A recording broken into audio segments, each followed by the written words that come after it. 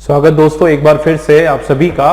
और चलिए शुरू करते हैं अगला हमारा क्वेश्चन। और अब जो है पैटर्न वापस से हमने चेंज किया है ना। क्वेश्चंस के जो तरीके हैं, अलग तरह के क्वेश्चंस आपके सामने हैं। फिलर्स के क्वेश्चंस दोस्तों अब हम लोग करने वाले हैं। आप देखें कि कुछ क्वेश्चंस हमारे जो है हम लोग करने वाले हैं सिंगल फिलर के, है ना। सिंगल फिलर्स के क्वेश्चन जिसके अंदर आपका एक फिल इन द ब्लैंक होगा, एक ब्लैंक होगा, आपका एक पैराग्राफ होगा, उसमें एक ब्लैंक होगा और उस ब्लैंक के लिए आपके सामने 5 वर्ड्स हैं दोस्तों, 5 ऑप्शंस हैं। सही वाला ऑप्शन आपको चूज करना है। अब यहां इस क्वेश्चन को करने का अप्रोच या फिर इसकी जो ट्रिक है दोस्तों, वो इतनी मजेदार ट्रिक मैं आप लोगों को बताने वाला हूं बिल्कुल कि बिल्कुल बहुत ज्यादा हेल्प करने वाली है आपको ये ट्रिक क्या है देखो मैं आपको बताता हूं। 2 मेन चीजों का आपको ध्यान रखना है, ठीक है। 2 चीजों का ध्यान रखना है। एक तो हमको ये पता करना है कि ये जो हमारा ब्लैंक है इसका POS क्या है। अब आप बोलोगे सर POS मतलब, भाई जो लोग नए हैं, आप लोग मेरे साथ जुड़े हैं, वो जरूर इसका पूछेंगे। काफी सारे बच्चों को पता है कि POS का मतलब होता है पार्ट्स ऑफ स्पीच, ठीक है ना दोस्तों। क्या होता है POS का मतलब? Parts of speech. और पार्ट्स ऑफ स्पीच में क्या आता है भाई? पार्ट्स ऑफ स्पीच में आपका नाउन है, प्रोनाउन है, एडजेक्टिव है, एडवर्ब है, ठीक है, वर्ब है या आर्टिकल्स है, प्रीपोजिशन है, ठीक है, इंटरजेक्शंस है। तो ये सब के सब जो है आपके पार्ट ऑफ स्पीच कहलाते हैं। अब आपको ये पता करना है कि यहां पर ये जो ब्लैंक की पोजीशन है ये क्या, किसकी पोजीशन है, ये आपको पता करने की कोशिश करना है। भाई ये नाउन है, हो सकता है, या फिर प्रोनाउन हो सकता है, या एडजेक्टिव हो सॉरी एडजेक्टिव हो सकता है, एडवर्ब हो सकता है, ये आप पता कर लो, ठीक है। तो पहली बात तो ये। और दूसरा जो ट्रिक है दोस्तों वो ये है कि आप लोग पता करो कि यहां इस ब्लैंक में सेंस कौन सा होने वाला है, ठीक है भाई। पॉजिटिव सेंस होने वाला है या फिर नेगेटिव सेंस होने वाला है, कौन से सेंस का वर्ड आपका ये आने वाला है। ये 2 इंफॉर्मेशन दोस्तों मानकर चलो बहुत ज्यादा इंपॉर्टेंट होती है, यूजफुल होती है, ठीक है। तो एक तो ये चीज, और थर्ड वाली जो ट्रिक है दोस्तों वो ये है कि वोकैब जो है वो उसका नॉलेज आपको होना चाहिए, ठीक है। तो वोकैब जो है उसकी जानकारी आपको पता होना चाहिए। ये जो वर्ड्स आपके हैं इसका कुछ, अभी तो खैर ये इजी लेवल है, लेकिन जैसे जैसे आपका लेवल बढ़ेगा उसके बाद जो है कुछ ऐसे वर्ड्स आ जाएंगे जिसका मीनिंग आपको पता होना जरूरी है। तो उसके लिए थोड़ा सा आपको मेहनत करनी पड़ेगी दोस्तों, ठीक है। मेंस की एग्जाम दे रहे हैं, कोई हलवा तो है नहीं, ठीक है, मेहनत करनी पड़ेगी। ट्रिक भी कब काम आती है? जब आपका फाउंडेशन अच्छा हो, ठीक है। तो मुझे उम्मीद है कि आप लोग जब मेंस की प्रिपरेशन कर रहे हो तो एकदम मजबूत फाउंडेशन के साथ आप मेरे साथ जुड़े हो, ठीक है ना। तो ये 2 चीजें आपके सामने मैंने रख दी। अब देखते हैं इस क्वेश्चन को करेंगे और बेहतरीन तरीके से इसको समझने की कोशिश करेंगे। पढ़ लेते हैं क्या है इसमें। देखो, retail inflation as dash by the consumer price index reached a 5-month high of 2.86 in March 2019 due to the rise in food and fuel prices। क्या इसमें बोला जा रहा है, मीनिंग इसका समझ लेते हैं। देखो यहां बात हो रही है रिटेल इन्फ्लेशन की। इन्फ्लेशन का मतलब क्या होता है? इन्फ्लेशन का मतलब होता है महंगाई। जो महंगाई, फुटकर जो होता है, रिटेल जो किराना वगैरह की जो शॉप्स वगैरह होती हैं उसमें जो महंगाई, ये जो महंगाई दर है एज डैश बाय, है ना, डैश बाय किसके द्वारा? The consumer price index. कि ये कैसे पता चला या कैसे उस चीज में समझ में आया हमको? किसके द्वारा समझ में आया? कंज्यूमर प्राइस इंडेक्स के द्वारा हमको समझ में आया। और उसके बारे में क्या बताया जा रहा है कि वो पहुंच चुकी है, रीच्ड मतलब वो पहुंच चुकी है कहां पर? 5 मंथ हाई, 5 महीने की एकदम टॉप पर पहुंच चुकी है। 5 महीने का जो रिकॉर्ड है वो उसने बिल्कुल क्रॉस कर दिया, उसके लेवल पर वो पहुंच चुकी है ऑफ 2.86 देखो ये बताया गया है डेटा कि 2.86% जो है महंगाई दर मार्च 2019 में इतनी बढ़ चुकी है, इस तरीके से बताया जा रहा है। और इसका कारण क्या है, आप ये देखो इसका कारण क्या है, due to the rise of food and fuel prices, कि फूड और फ्यूल प्राइसेस का जो भाव है वो बढ़ने के कारण। अब कुछ क्वेश्चन ऐसे होते हैं दोस्तों जिसमें आप लोगों को ट्रिक बिल्कुल याद रखनी होती है, तो ये जो क्वेश्चन है ये भी आपका वैसा ही है। मतलब कुछ तो क्वेश्चन आप मीनिंग से समझ जाते हो कि हाँ ये वर्ड आ सकता है, बट बहुत सारे कुछ जैसे ये क्वेश्चन है इसमें आपको ट्रिक भी चाहिए, बहुत जल्दी आप आंसर पता चल जाएगा आपको। देखो ट्रिक मैं आपको बताता हूं, मजेदार ट्रिक ये है दोस्तों कि आप यहां पर ये जो हमारा ब्लैंक है, ये दो इंफॉर्मेशन तो हमको देखना है, पर उसके साथ और भी कुछ देखना है। जरा इसके आगे पीछे देख लो, इसके आगे पीछे देख लो कौन सा वर्ड है। आप देखो यहां क्या है, एज है, और यहां पर बाय है। बाय आपका क्या है दोस्तों, बाय आपका है प्रीपोजिशन। बाय आपका क्या है, प्रीपोजिशन है। एक चीज जान लो मेरे दोस्तों, ठीक है, कि बाय के पहले, बाय के जस्ट पहले वर्ब हमेशा थर्ड फॉर्म में होता है। बाय के जस्ट पहले का जो वर्ब हम लगाते हैं तो वो किस फॉर्म में होता है, वो हमेशा थर्ड फॉर्म में। रिकॉग्नाइज्ड बाय, ऑक्यूपाइड बाय, है ना, आस्क्ड बाय, तो हमेशा अगर इसके पहले कोई वर्ब आएगा, ध्यान देना, अगर कोई वर्ब आएगा तो वो हमेशा थर्ड फॉर्म में आएगा। ठीक है, तो थर्ड फॉर्म, जैसे आप इसको ऐसे नहीं कर सकते कि ऑक्यूपाई बाय, ऑक्यूपाइड बाय बोलेंगे। ठीक है, क्या बोलेंगे, पीओ के जो बोलते हैं पाकिस्तान ऑक्यूपाइड कश्मीर, है ना, तो it was occupied by Pakistan, तो बाय बोला जाता है। तो वर्ब बाय के पहले जो वर्ब आता है वो हमेशा वर्ब का थर्ड फॉर्म आता है। ठीक है, अब बस इतनी सी मेहनत करना है कि ये पता कर लो कि इसके पहले वर्ब आएगा। तो देखो कैसे भाई, रिटेल इन्फ्लेशन जो महंगाई दर जो है, as dash by the consumer index, consumer price index की उसके द्वारा डैश की गई, कुछ ना कुछ एक्शन किया गया, तो जाहिर सी बात है वहां पर वर्ब आना है। ठीक है, तो उसके हिसाब से आपको चाहिए वर्ब का थर्ड फॉर्म। अब यहां पर आप देखो रेगुलेट्स, दोस्तों रेगुलेट एस लिखा है, वर्ब का फिफ्थ फॉर्म है, मतलब ये आपका सिंगुलर वर्ब है, तो ये नहीं आने वाला है। देखो कैलकुलेशन में TION लगा है, मतलब ये आपका नाउन है दोस्तों, तो ये नहीं आएगा। यूनिफॉर्म जो है ये आपका नाउन है। ठीक है, तो नाउन हम नहीं लगाने वाले हैं। मेजर्ड देखो ED लगा है, ये आपका वर्ब का सेकंड या थर्ड फॉर्म है, ये आपका आने वाला है बिल्कुल। देखो कैलकुलेट आपका वर्ब का फर्स्ट फॉर्म है, तो ये भी नहीं आएगा।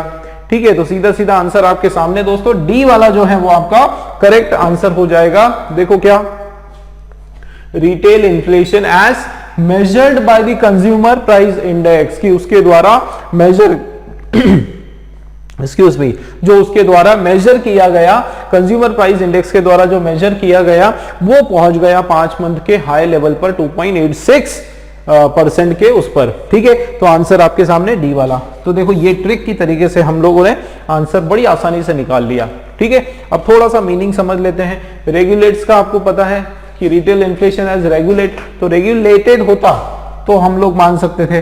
ठीक है, यूनिफॉर्म्ड तो कोई मीनिंग नहीं आ रहा है। ठीक, तो यहां पर इतना एक्सप्लेनेशन मेरे हिसाब से काफी है। डी वाला जो है आपका आंसर है, ईडी आ जाएगा। ठीक है दोस्तों, क्लियर हुआ? चलिए देखते हैं अगले क्वेश्चन में क्या है।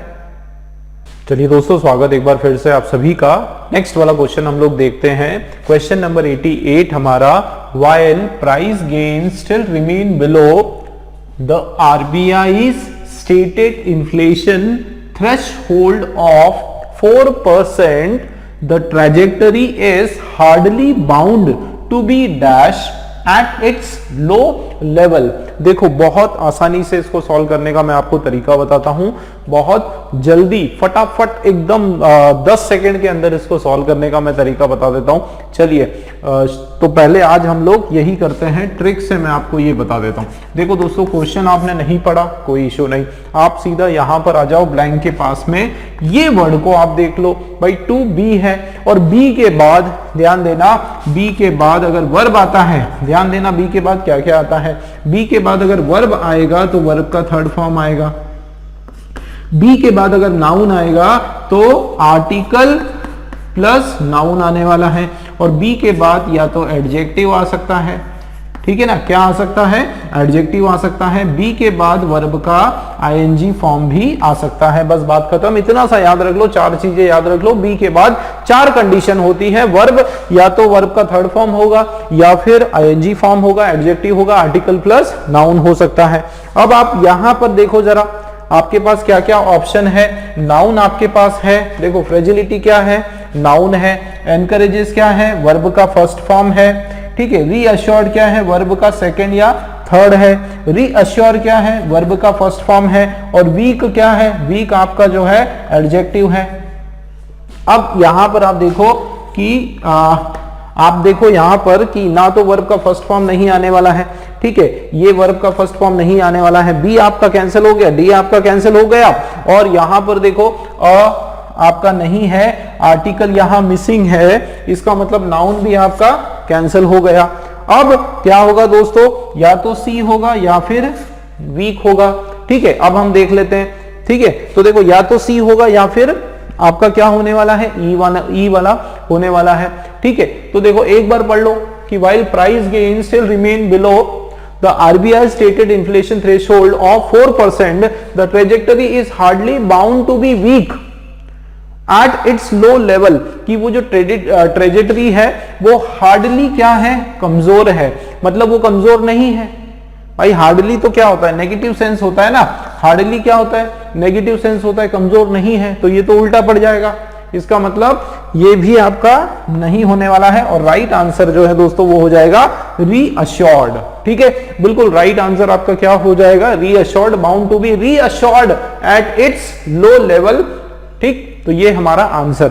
अब ये तो मैंने आप लोगों को बताया एकदम शॉर्ट ट्रिक के मेथड से, शॉर्ट ट्रिक से बताया, जल्दी में कैसे आंसर निकालना है ये इसका मैंने आपको सोल्यूशन बता दिया, ठीक। अब थोड़ा सा हम लोग लॉन्ग तरीके से भी करते हैं, क्योंकि काफी सारे बच्चे जो है वो समझ नहीं पाए होंगे, ठीक है, तो दोनों तरीके जो है हम अप्लाई करें वो हमारे लिए बेटर है। और अभी वैसे ही हमारा एक्सप्लेनेशन सेशन चल रहा है ना, डिटेल एक्सप्लेनेशन है हमारा, तो हम लोग उसमें कंजूसी नहीं करने वाले।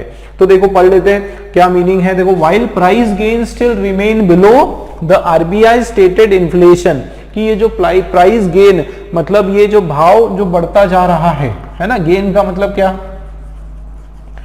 प्राइस इंक्रीज, जो भाव जो बढ़ता जा रहा है, still remain below the RBI stated inflation, कि आरबीआई ने जो अनुमान लगाया कि इतना इन्फ्लेशन हो सकता है उससे थोड़ा सा भाव कम बढ़ रहा है, मतलब वहां उस लेवल तक, उस ऊंचाई तक अभी भाव चीजों के जो भाव है वो नहीं बढ़े हैं, ठीक है।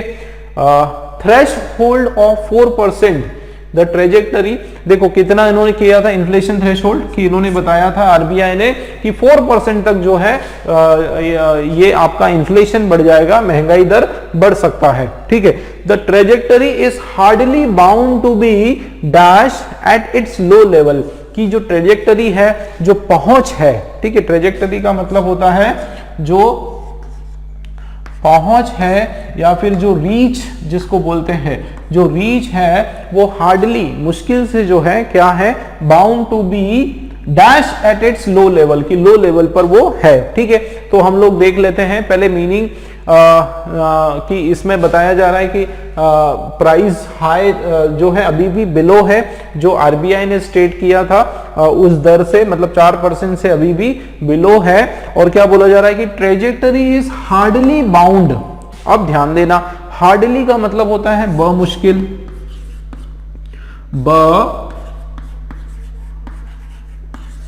मुश्किल या फिर मुश्किल से, ठीक है, क्या हो जाएगा, मुश्किल से।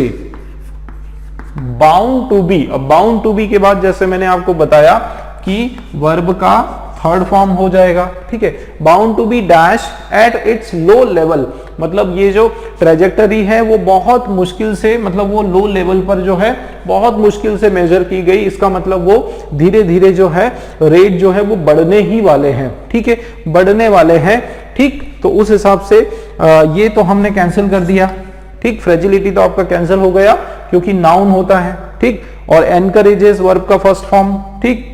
तो रीअश्योर्ड या तो होगा या फिर वीक होगा। तो दोनों में से देख लेते हैं। Hardly bound to be reassured at its low level, मतलब ये जो ट्रेजेक्टरी है अब हमारे लिए ये बहुत मुश्किल है कि इसको हम क्या करके रखें, रीअश्योर करके रखें उस लो लेवल पर, मतलब उस कम रेट पर उसको हम लोग टिका के रखें, ठीक है, मेंटेन करके रखें। रीअश्योर का मतलब होता है मेंटेन, ठीक है, ये मीनिंग हो जाएगा। तो यहां पर अगर वीक में लगाता हूं तो वीक आपका एक नेगेटिव वर्ड है, वीक आपका नेगेटिव है और हार्डली भी नेगेटिव है। तो नेगेटिव और नेगेटिव मतलब पॉजिटिव हो जाएगा कि हार्डली वीक मतलब वो कमजोर है ही नहीं, कंडीशन बहुत अच्छी है, सिचुएशन बहुत बढ़िया है।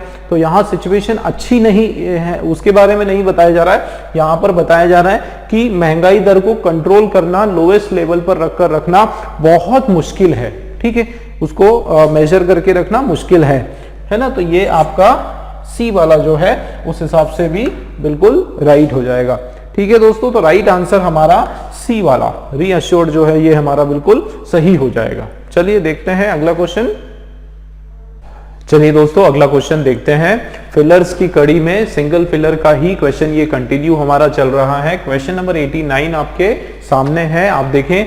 The high level of dash debts in not just the banking sector but the wider non-banking financial companies are hurting credit markets। क्या इसमें बोला जा रहा है, देखो कि the high level of dash debt, एक बहुत ऊंचे लेवल का, हाई लेवल का जो है क्या डेट की बात हो रही है। तो देखो डैश डेट की बात हो रही है दोस्तों, ध्यान देना, ये डेट जो है ये आपका नाउन है, ठीक है ना, डेट आपका नाउन है। इसका क्या मतलब है कि यहां पर हमारा क्या आने वाला है, एडजेक्टिव आने वाला है, ठीक। एक इंपॉर्टेंट इंफॉर्मेशन हमको इसके इस ब्लैंक के बारे में पता चल गई।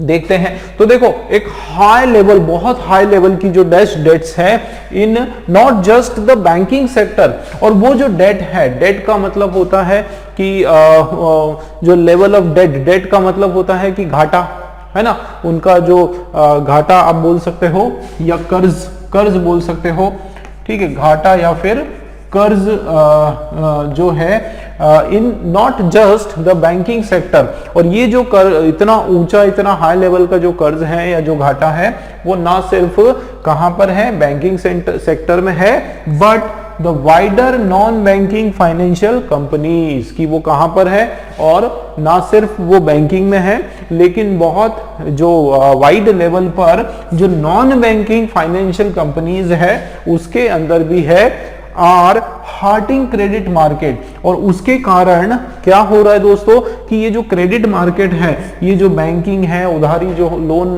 वगैरह जो दिया जाता है मार्केट में, वो पूरा का पूरा मार्केट क्या हो रहा है, हार्ट हो रहा है, इफेक्ट हो रहा है, उसको फर्क पड़ रहा है। और वो किसके कारण, डेट के कारण, और वो कैसा, घाटे के कारण, ठीक है। क्लियर हुआ क्वेश्चन। तो एक चीज तो हमको पता चल रहा है यहां पर, देखो ऑफ आया, ऑफ का मैंने आप लोगों को बताया था कि ऑफ जो है उसके बाद क्या दो कंडीशन होती है भाई, या तो ऑफ के बाद सीधा नाउन आता है या फिर ऑफ के बाद आपका एडजेक्टिव प्लस नाउन आता है, ठीक है। तो यहां पर क्या आने वाला है, एडजेक्टिव आने वाला है, ठीक है। एक बात ये हो गई कि पार्ट ऑफ स्पीच हमको पता चल गया। दूसरा हम पता कर लेते हैं कि यहाँ पर सेंस क्या होने वाला है, बताओ जरा कौन से सेंस में हमारा यहाँ पर वर्ड आने वाला है। देखो डेट की बात हो रही है, घाटे की बात हो रही है, कर्ज की बात हो रही है, मतलब जाहिर सी बात है यहाँ पर क्या बोला जा रहा है, कुछ नेगेटिव, है ना, कुछ नेगेटिव सेंस में यहाँ पर कुछ ना कुछ वर्ड होना चाहिए। तो दो इंफॉर्मेशन हमको पता चल गई, एक तो एडजेक्टिव आने वाला है, दूसरा नेगेटिव सेंस का। अब देख लेते हैं हमारे वर्ड कौन कौन से हैं। देखो ये लिखा है डिस्टर्ब्स, ठीक है। अब एस लगा है, वर्ब का फिफ्थ फॉर्म है ये, ठीक है, ये आपका सिंगुलर वर्ब है, ठीक है दोस्तों, सिंगुलर वर्ब आपका है। और डिस्टर्ब का क्या मतलब क्या होता है, डिस्टर्ब करने का मतलब उसको जो परेशान करना, ठीक है, विघ्न डालना, बाधा डालना, है ना, परेशान करना, ये सेंस यहां पर निकलकर इसका आ रहा है। तो ये तो आपका होने वाला नहीं है। दूसरा देख लेते हैं अनरूली, ठीक है। तो देखो अनरूली जो है, अनरूली भी आपका जो है एक एडजेक्टिव होता है, ठीक है। अनरूली एडजेक्टिव होता है, नेगेटिव सेंस का होता है और इसका मतलब होता है फॉल्स, या रॉन्ग, गलत जिसको बोलते हैं, है ना, दिस इज अनरूली एक्शन, ये जो आपका जो एक्शन है ये क्या है, गलत काम है, गलत एक्शन है, गलत कदम है ना, तो अनरूली हो गया, रूल के विपरीत, है ना, जिसका मीनिंग निकल कर आता है। फिर है, अच्छा ये कविंग नहीं है, कवरिंग है, ठीक है, तो ये कवरिंग है आपका, इसको हम लोग करेक्ट कर देते हैं, ठीक है, क्या हो जाएगा आपका ये कवरिंग। तो देखो कवरिंग आईएनजी है, मतलब वर्ब का आईएनजी वाला फॉर्म है, ठीक है, तो ये आपका वर्ब ही है, ठीक है, वर्ब है दोस्तों, ये आपका कंटिन्यूअस टेंस का। तो यहां पर हमको अच्छा वर्ब भी है और इसको जो है आईएनजी को हम लोग एडजेक्टिव की तरह भी ट्रीट कर सकते हैं, ठीक है, वर्ब की तरह भी हम लोग इसको देख सकते हैं और एडजेक्टिव की तरह भी हम लोग इसको देख सकते हैं। और ये आपका अगर एडजेक्टिव होगा तो किस सेंस का होगा, पॉजिटिव सेंस का होगा कि भाई पूरी चीजें कवर करने की यहाँ पर बात हो रही है ना, उसको पैक करने की या उसको एक तरह से प्रोटेक्ट करने की यहाँ पर बात की जा रही है, ठीक है ना, क्लियर हुआ। अब देख लेते हैं, देखो ट्रबल्स, ये भी आपका क्या है, वर्ब का फिफ्थ फॉर्म है, सिंगुलर वर्ब है, तो ये नहीं होने वाला है, ठीक। अब मिस इंटरप्रिटेड, ध्यान देना, मिस इंटरप्रिटेड मतलब गलत तरीके से उसको क्या किया गया, इंटरप्रेट किया, गलत तरीके से उसको भापना, है ना, या गलत अंदाजा लगाना, ठीक है, आप बोल सकते हो रॉन्गली जज्ड, जो है उसको गलत तरीके से अच्छा DGE होगा, सॉरी, क्या हो जाएगा, गलत तरीके से उसको जज किया गया, रॉन्गली जज्ड। और ये मैं आपको बता दूं दोस्तों, सबसे पहले आपका ये क्या है, एक एडजेक्टिव है, ठीक है, ईडी लगा है, एडजेक्टिव आपका बिल्कुल होगा, ठीक। और क्योंकि ईडी हम लगाकर एडजेक्टिव फॉर्म उसको बना सकते हैं, और वर्ब का सेकेंड फॉर्म भी ये है, बट इसको हम लोग एडजेक्टिव भी ले सकते हैं, और ये आपका नेगेटिव सेंस का एडजेक्टिव है। अब आप लोग बताओ जरा क्या होना चाहिए। तो देखो दो ऑप्शंस तो हमारे कैंसिल हो गए वर्ब वाले, अब हमारे पास तीन ऑप्शंस बचे हैं, सी हो सकता है, ई हो सकता है, या फिर आपका सीधा सीधा डी हो सकता है, ठीक है। अब एक सी वाला हम देख लेते हैं कि सी ऑप्शन होना चाहिए कि नहीं। तो देखो the high level of unruly death, भाई कैसी डेथ की यहां पर बात हो रही है, फॉल्स डेथ की बात हो रही है, ध्यान देना, हाई लेवल बहुत ज्यादा हाई लेवल है गलत डेथ्स की, तो यहां पर या फिर रॉन्ग डेथ्स की, अनरूली मतलब एक नियम विरुद्ध जो डेट्स है, जो कर्जा है, तो घाटा, देखो ये एक तो कर्ज है और उसके बाद ये क्या है, अनरूली कर्ज है, इसका मतलब ये एक्चुअल में कर्ज है ही नहीं, गलत कर्ज है, तो ये यहां पर जो है रॉन्ग उस सेंस में यहां पर बात नहीं की जा रही है, ठीक है, कोई अनरूली डेथ की बात नहीं हो रही, भाई डेथ तो डेथ होता है, भाई कर्जा तो ले लिया ना, अब वो गलत कर्जा सही कर्जा उसको क्या, उसमें क्या होगा, है ना, कर्जा खुद ही अपने आप में गलत है, तो यहां पर मीनिंग वाइज सी वाला ऑप्शन आपका नहीं होने वाला है, ठीक है। नेक्स्ट देखते हैं डी होगा क्या। तो देखो क्या लिखा है, high level of misinterpreted debt is in not just banking. देखो मिस इंटरप्रिटेड डेट, ऐसा डेट जो हमने उसको सही से इंटरप्रेट नहीं किया होगा, या किसी को हमने कर्ज दे दिया और बैंकों को लगा कि हाँ ये वापस हमको दे सकता है, बट बाद में जाके पता चला कि ये तो फ्रॉड है, जिस कंपनी को उन्होंने बैंक वो दिया वो कर्ज वापस चुका ही नहीं पा रहा है, उसको इंटरप्रेट गलत तरीके से किया, उसको जो उन्होंने जो डॉक्यूमेंट्स वगैरह के आधार पर मतलब उन्होंने फ्यूचर में उस पर विश्वास कर लिया गलत तरीके से, ठीक है, मिस इंटरप्रेट किया उसको, इसका मतलब ये हमारा सही हो सकता है, बिल्कुल ये डी वाला हमारा हो सकता है।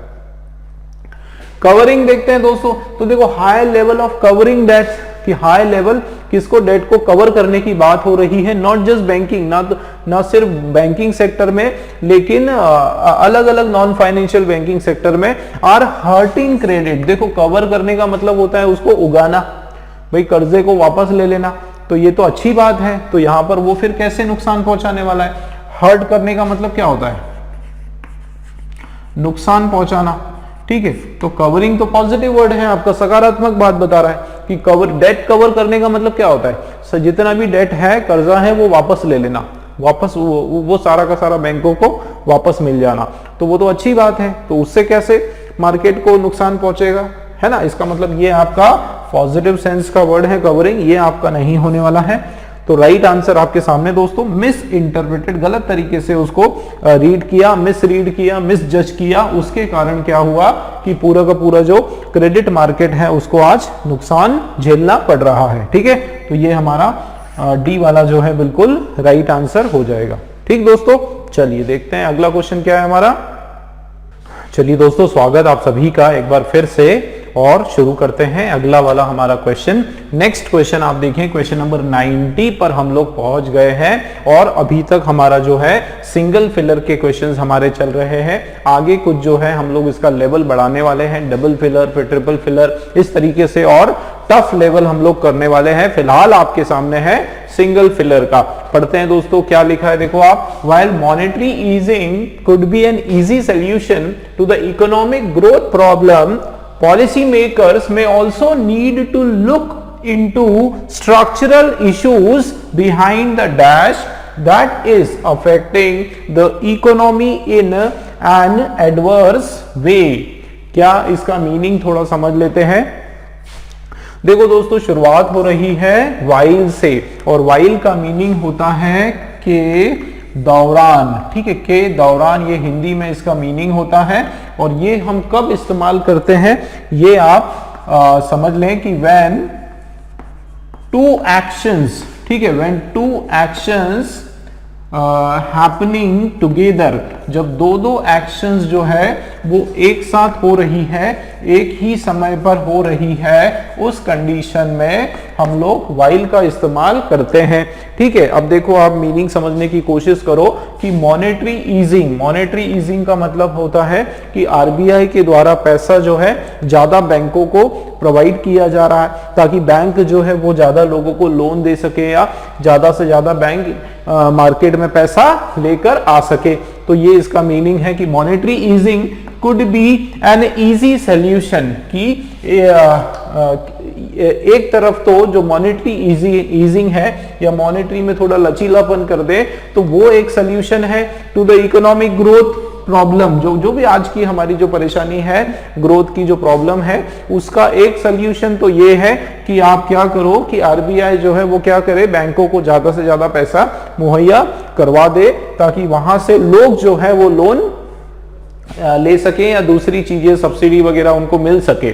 ठीक है, और कॉमा लगा है। अब दूसरा क्या है, तो देखो policy makers may also need to look into, ये जो पॉलिसी मेकर्स है, जो गवर्नमेंट है या जो भी अथॉरिटीज है, उनको और क्या करना पड़ेगा, उनको लुक इनटू करना पड़ेगा कुछ स्ट्रक्चरल इश्यूज के बारे में, कुछ जो बिल्कुल हमारा जो ढांचा होता है, स्ट्रक्चरल इशू होता है, जो बेसिक चीजें हैं जैसे बेरोजगारी हो गई, एजुकेशन हो गई, इनके बारे में behind the dash that is affecting the economy in an adverse way, कि बिहाइंड द डैश, उस डैश के बिहाइंड जो कि अफेक्ट कर रही है इकोनॉमी को बहुत ही बुरी तरह से, बहुत ही नेगेटिवली। ठीक है, नेगेटिवली जो उसको अफेक्ट कर रही है। ठीक है, तो मीनिंग इसका क्या हो रहा है कि एक तरफ तो जो मॉनेटरी ईजिंग करने की जरूरत है, ठीक है, मॉनेटरी जो पैसा है मार्केट में ज्यादा से ज्यादा देने की जरूरत है, और दूसरी तरफ उसी समय मतलब एक तो ये कि मॉनेटरी ईजिंग करने की आवश्यकता है, और उसी दौरान क्या करना होगा कि पॉलिसी मेकर्स को कुछ बेसिक या कुछ स्ट्रक्चरल इश्यूज जो है उनके ऊपर ध्यान देना पड़ेगा। बेरोजगारी कम करने के लिए, ज्यादा जॉब क्रिएट करने के लिए, अच्छी शिक्षा, स्किल डेवलपमेंट पर, ये जो बेसिक चीजें हैं इनके ऊपर लोगों गवर्नमेंट को काम करना पड़ेगा। तो दोनों चीजें साथ साथ होनी जरूरी है। ठीक है, तो ये हमारा यहाँ पर मीनिंग आ रहा है। अब देखो ट्रिक की बात करूं, हिंट अगर मैं आपको बताऊं तो एक बहुत बढ़िया हिंट है इसके अंदर। आप देखो कि द लिखा है दोस्तों। अब द आपका क्या है, द आर्टिकल है, और द के बाद हमारा नाउन आता है। बिल्कुल 100% क्या आता है, द के बाद नाउन आता है। तो आप देखो कि नाउन हमको देखना है। अब देखो क्या लिखा है, फर्स्ट वाला हमारा वर्ड है स्लो डाउन। अब देखो स्लो डाउन ये आपका एक नाउन है भाई। स्लो डाउन का मतलब क्या होता है? धीरे होना। तो ये आपका क्या है? एक नाउन है। चलिए ये हो सकता है। आगे देखते हैं स्लो। अब देखो स्लो या फास्ट ये आपके ना एडजेक्टिव्स है, ठीक है। तो यहां पर क्या है कि issues behind the slow that, तो ये तो कुछ होगा नहीं। बिहाइंड द स्लो दैट इस तरीके से तो कुछ होगा नहीं, ठीक है। फिर रेज, तो देखो रेज का मतलब क्या होता है? रेज का मतलब होता है बहुत ज्यादा गुस्सा होना, एंगर जिसकी बात कर रहे हैं। तो द रेज दैट है ना, गुस्सा, एंगर या गुस्सा ये होता है रेज का मतलब। तो ये भी आपका नाउन है। चलिए ये भी नाउन है। आगे देखते हैं गैलोपिंग। अब देखो गैलोपिंग का मतलब क्या होता है? उछाल या जंपिंग, है ना। सीधी भाषा में अगर समझे तो गैलोपिंग का मतलब होता है उछाल या फिर जंप लगाना, ठीक है, उछाल मारना इस तरीके से। खास करके गैलोपिंग शब्द जो घोड़े जिस तरीके से गैलोप करते हैं, टिक टिक टिक, जो घोड़ों की जो चाल होती है उसको गैलप बोलते हैं, ठीक है। घोड़ों की जो उछाल है उसको गैलप बोलते हैं। तो वहां पर उछाल के सेंस में यहाँ पर मीनिंग निकल कर आ रहा है। अच्छा, डिग्रेड का मतलब क्या होता है? डिग्रेड का मतलब होता है धीरे धीरे क्या हो जाना? सड़ जाना, खराब हो जाना, ठीक है। क्या हो जाना? खराब हो जाना। और या फिर आप बोल सकते हो सड़ जाना। तो ये भी आपका दोस्तों क्या है? एडजेक्टिव है, ठीक है। तो एडजेक्टिव हमारा यहां पर नहीं चाहिए हमको। आप देखो मीनिंग वाइज अब क्या हो सकता है? देखो ये भी नहीं होगा, ठीक है, उछाल करना, गैलोपिंग। तो यहाँ मीनिंग के हिसाब से ये आपका यहाँ पर नहीं होने वाला है। और ये भी आपका वर्ब का आईएनजी वाला फॉर्म है, तो इसको कैंसिल कर दिया हमने। अब देखते हैं क्या होगा। या तो स्लो डाउन हो सकता है या फिर रेज हो सकता है। बताओ जरा क्या होगा भाई। क्या लिखा है यहाँ पर कि ये जो पॉलिसी मेकर्स हैं may also need to look into the structural issues, कि इनको क्या देखना पड़ेगा? ये जो स्ट्रक्चरल इश्यूज है उसको भी देखना पड़ेगा। Behind the dash that is affecting the economy in adverse way. तो आप बताओ जरा इकोनॉमी को क्या अफेक्ट कर रहा है? Behind the slow down affect कर रहा है या फिर गुस्सा, एंगर अफेक्ट कर रहा है, ठीक है। तो यहां पर स्लो डाउन जो है वो बिल्कुल सही होगा, ठीक है, क्योंकि एंगर, रेज या प्रतिशोध, ठीक है, रेज को क्या बोलते हैं? प्रतिशोध भी बोलते हैं। तो ये तो इसका मीनिंग यहां पर मीनिंग में नहीं आ रहा है, ठीक है ना। तो सही आंसर आपके सामने दोस्तों ए वाला। ए वाला जो है ये हमारा राइट आंसर है, ठीक है। आप पढ़कर देखो कि while monetary easing could be easy solution, कि ये मॉनेटरी ईजिंग एक तरफ आसान तरीका है इकोनॉमिक ग्रोथ प्रॉब्लम के लिए, उसी दौरान पॉलिसी मेकर जो है also need to look into the, उनको और क्या करना होगा? स्ट्रक्चरल इश्यूज के बारे में सोचना पड़ेगा। बिहाइंड द स्लो डाउन, कि ये जो स्लो डाउन हुआ उसके जो क्या मुख्य मुख्य कारण है उसके बारे में उनको सोचना पड़ेगा, जो कि अफेक्ट कर रहे हैं इकोनॉमी को बहुत ही बुरी तरीके से, ठीक है। मीनिंग मैंने आपको बता दिया। आंसर आपके सामने दोस्तों ए वाला जो है वो हमारा बिल्कुल सही आंसर है, ठीक, क्लियर। चलिए देखते हैं अगला क्वेश्चन हमारा क्या है। चलिए दोस्तों अगला क्वेश्चन देखते हैं। नेक्स्ट वाला क्वेश्चन आप देखिए 91 वाला क्वेश्चन आपके सामने। While the Chinese economy has been slowing down dash in the last 1 year India has emerged as the fastest growing major economy. क्या इसमें बोला जा रहा है? मीनिंग हम समझ लेते हैं कि देखो वाइल, वाइल का यहाँ पर जबकि है ना, जबकि के सेंस में यहाँ पर मीनिंग आ रहा है कि जबकि जो Chinese economy has been slowing down, कि आप देखो कि एक तरफ तो जो चाइना की जो इकोनॉमी है वो धीरे धीरे क्या होती आ रही है? वो स्लो होती आ रही है, ठीक है, स्लोइंग डाउन होती आ रही है। Dash in the last year, यहां पर एक कॉमा आएगा, ठीक है, ये क्वेश्चन का नहीं, ठीक है, स्लोइंग डाउन डैश, कॉमा नहीं है यहाँ पर, continue in the last 1 year, ठीक है, कि एक पिछले 1 साल के अंदर जो है चाइना की जो इकोनॉमी है वो धीरे धीरे कम होती आ रही है। उसके बाद कॉमा, आगे बढ़ते हैं। India has emerged as the fastest growing major economy, और उसी दौरान क्या हुआ कि इंडिया जो है वो इमर्ज होती आ रही है। इमर्ज का मतलब होता है उभर कर आना, ठीक है, इमर्ज का क्या मतलब है कि उभरना। तो भारत जो है वो किस रूप में उभर कर सामने आया, फास्टेस्ट ग्रोइंग मेजर अर्थव्यवस्था इकोनॉमी के रूप में उभर कर सामने आया। ठीक है, तो ये क्वेश्चन तो आप लोगों को समझ में आया। अब देखते हैं यहां पर हमारा जो ब्लैंक है क्या होने वाला है। तो देखो Chinese economy has been slowing down, की एक तरफ तो आप देखो कि चाइना की जो इकोनॉमी है वो धीरे धीरे कम होती जा रही है पिछले एक साल में। अब इधर ध्यान देना दोस्तों, स्लो डाउन, क्या लिखा है, स्लोइंग डाउन। ठीक है, ये क्या है हमारा, तो स्लोइंग डाउन जो है ये हमारा वर्ब है। ठीक है, और यहां जो वर्ड आ रहा है, ध्यान देना, यहां जो वर्ड आ रहा है इस स्लो डाउन को ज्यादा और डिफाइन करने के लिए, मतलब कौन सा पार्ट ऑफ स्पीच है दोस्तों, एडवर्ब। क्या आने वाला है यहां पर, एक एडवर्ब आने वाला है। क्यों, एक ऐसा वर्ड आने वाला है जो कि स्लोइंग डाउन को और ज्यादा एलोबरेट करता है, डिफाइन करता है। ठीक है, अब हम लोग देख लेते हैं हमारे ऑप्शंस में क्या क्या है। देखो रीजन, ठीक है, तो रीजन का मतलब आपको पता है कि कारण, और ये जो है आपका एक नाउन है। ठीक है, अब हमको चाहिए एडवर्ब, चलिए कैंसिल कर दो, ये नहीं होने वाला है। दूसरा फिर हमारे पास है कंसीडर। ठीक है, कंसीडर दोस्तों होता है वर्ब का फर्स्ट फॉर्म। क्या होता है, वर्ब का फर्स्ट वाला फॉर्म होता है, और कंसीडर करने का मतलब होता है, कंसीडर करने का मतलब होता है एक तरह से उसको इजाजत देना। ठीक है, उसको परमिट करना या उसको अलाउ करना। ठीक है, कंसीडर का मतलब होता है परमिट करना या उसको जो है अलाउ करना। लेकिन क्योंकि ये आपका क्या है, वर्ब का फर्स्ट फॉर्म है, आप देखो हमको वर्ब नहीं चाहिए, हमको चाहिए एक, देखो स्लोइंग डाउन कंसीडर तो होगा नहीं। ठीक है, तो ये आपका रॉन्ग हो गया। अब देखो रैशनल लिखा है दोस्तों, रैशनल अल है, और ये आपका एक एडजेक्टिव है। ठीक है, कहीं पर भी अल आ जाता है, अल से एंडिंग अगर आपका वर्ड में आ जाता है, समझ जाओ दोस्तों कि वो आपका एक एडजेक्टिव है। एडजेक्टिव हमको नहीं चाहिए। ठीक है, स्लोइंग डाउन, रैशनल, ये नहीं होगा। फिर क्या होगा बताओ जरा, तो कंसीडरेबली बिल्कुल आपका ये सही हो जाएगा, क्योंकि देखो एलवाई है, और एलवाई है मतलब ये हमारा एडवर्ब है। ठीक है ना, तो ये आपका सही हो जाएगा। और ये जो वर्ड है कंसीडरेबल, ये होता है वापस आपका एडजेक्टिव।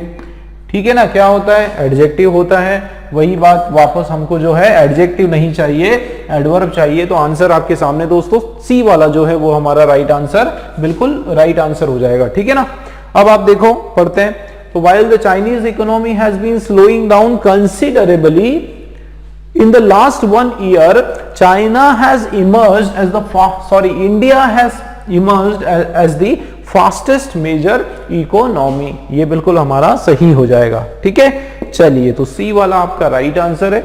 देखते हैं अगला क्वेश्चन क्या होगा हमारा।